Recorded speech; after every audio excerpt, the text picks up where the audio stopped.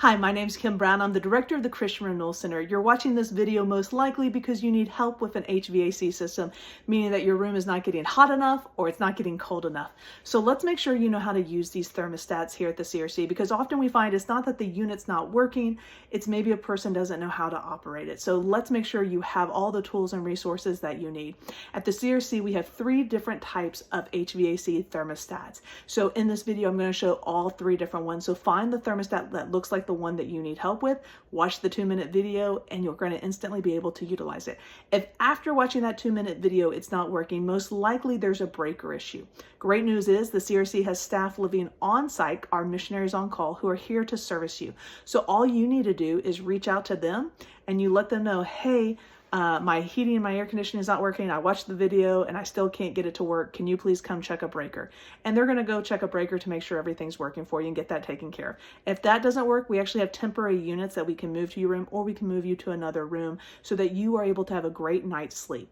Now, you also have thermostats inside your meeting spaces. Marion and Alley Center, they're very simple. They're a single thermostat system.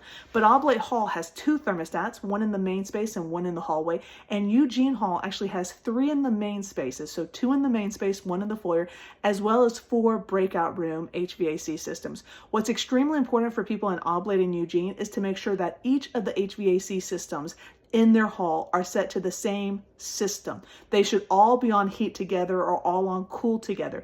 Every unit should always be on auto, not on. And you need to make sure that they're all set to the same temperature. This prevents HVAC systems from fighting with one another, right? So let's get you taken care of so that you can have the most comfortable retreat, so that you can encounter God and draw into a deeper relationship with Him. God bless.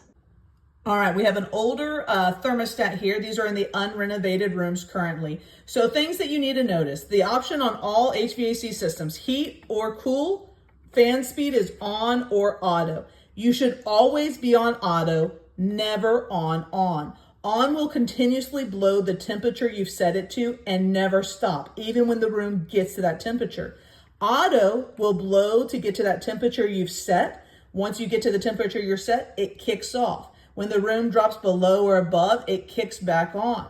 So cooling feature is your air conditioning. Heat is in the winter time when you want to blow heat. Up here is how you move this dial to get to the temperature you want. So for these purposes, I've just turned it from where it was set at 70 up to 75 because I want to show you it's going to take a couple moments, but then the system's going to kick on. So let's push pause.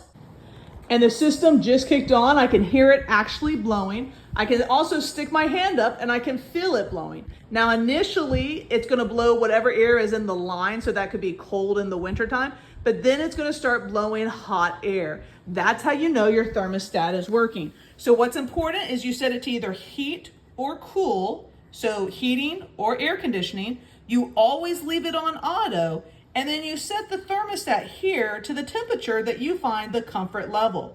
When groups leave, we turn it down to 60 when it's on heat, and when it's on air conditioning, we set it at 68.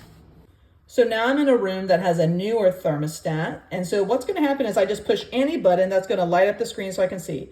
So I can see that it's currently set to heat and 60 degrees, and the fan is on auto. So whenever it drops below 60 degrees, that means the heat's going to kick on.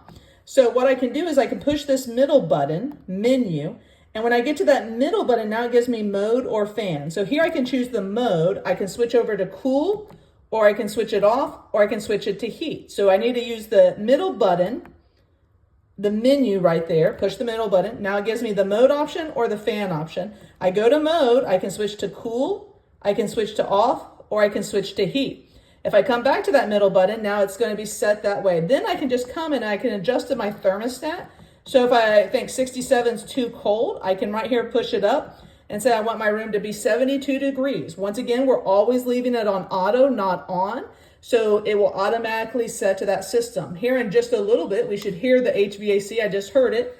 It just kicked on. Over there, I have the HVAC vents. Once again, I can go and I can feel my hand and know that it is blowing. So that's how you use one of the newer thermostats here. It needs to be on heat, and the fan speed is what you want to be on auto, not on. So that says on, you don't want that. You want fan auto, and then the speed that you want, right? All right, the last thermostat that we can find are these portable mini split units that we have in rooms. We weren't really a fan of them, so we are getting rid of them, but we still have some in location. So the power button right here, you turn it on, that's gonna give you to connect to the system. If you push this light button, that's gonna show you on the machine what's going on. So we can see that this one was currently turned off. So then we push the power button, and now up on the machine, we can see that it is turned on. Same concept. So the sun on this means heat. That right there just means the fan, and you can see that word up there at the top, fan.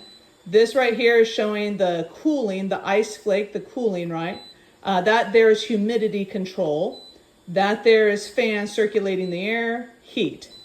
So we got circulation, air conditioning, humidity, fan, heat. So then we can come over here, and this here adjusts the temperature we can change it to, right? So we can move it one direction or the other. And then fan, we want to leave the fan on auto. We don't want the fan speed on, because if I turn the fan speed on, it's going to continuously be blowing that. So I want that fan on auto. I want to set it to the temperature that I want.